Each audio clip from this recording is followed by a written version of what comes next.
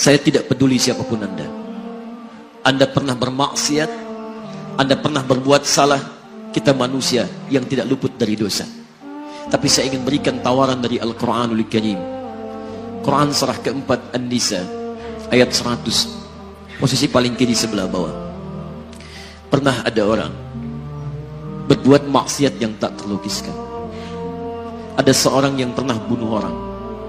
Bunuhnya bukan 1, 2, 100 orang. Tak terlukiskan bilangannya.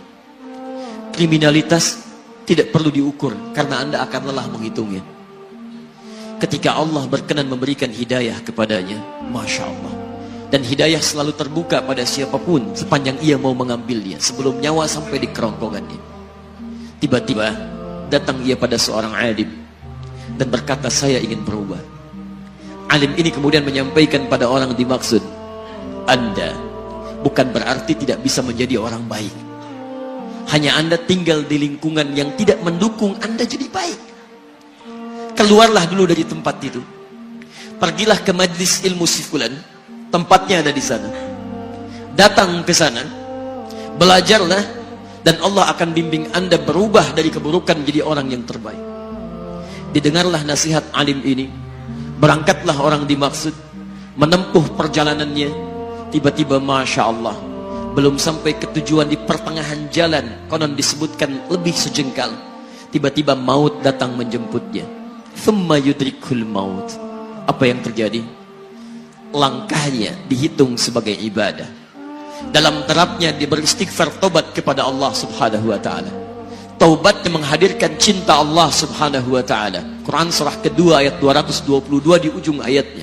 Innallaha yuhibbut tawwabin. Allah mencintai orang-orang taubat. Dan cinta Allah menghadirkan ampunan bagi seluruh dosanya. Quran surah ketiga Ali Imran ayat 31, paling kiri sebelah atas.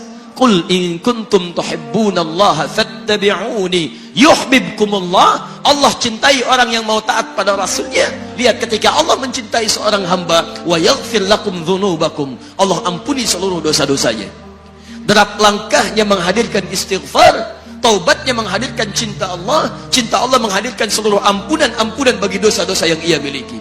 Maka apa yang terjadi? Di tengah perjalanan maut menjemputnya, thumma yudrikhul maut faqad waqa'a ajruhu 'ala Allah. Dan pahala diberikan kepada orang tadi.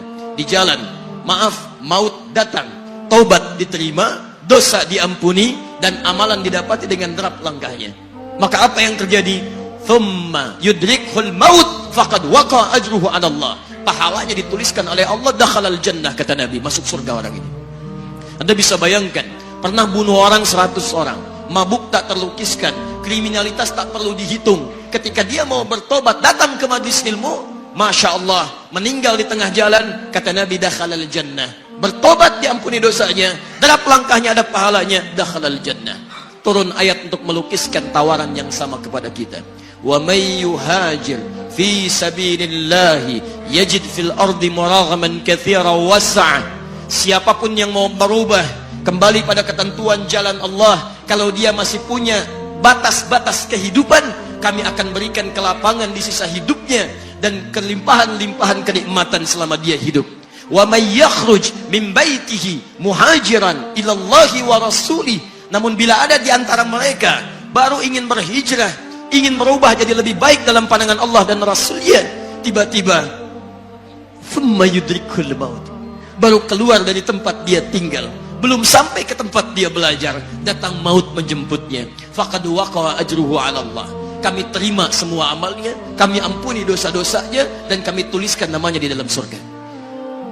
Bila 100 orang saja yang pernah dibunuh oleh orang ini, pernah bunuh 100 orang, mabuk tak terlukiskan, kriminalitas tak terhitung, mau berangkat ke majlis ilmu, tak sampai ke majlisnya, meninggal dia, bisa masuk surga. Masa Anda yang tidak pernah bunuh orang? Ada yang pernah bunuh orang di sini? Boleh angkat tangan?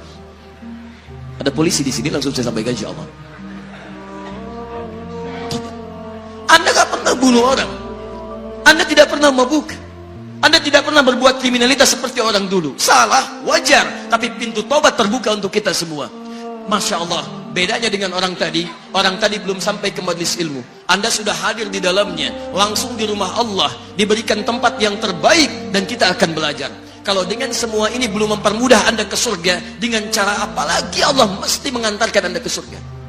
Kalau dengan duduknya Anda di sini belum mau juga bertobat, dengan cara apa lagi Allah harus membimbing Anda bertobat?